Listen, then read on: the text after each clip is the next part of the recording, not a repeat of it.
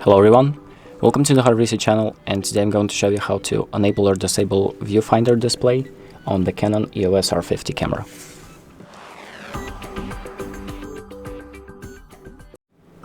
So the first thing that we're going to do is click on the menu button and then use these four buttons to navigate through the menus.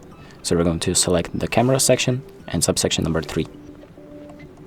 And then we're going to click on image review, so select the image review and click on set to select it.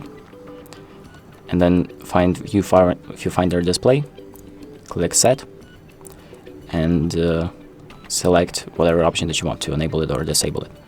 And once you're done, you can exit out the menu and it'll be automatically saved. So that's about it. Thank you for watching. I hope this video helps, and make sure to like and subscribe.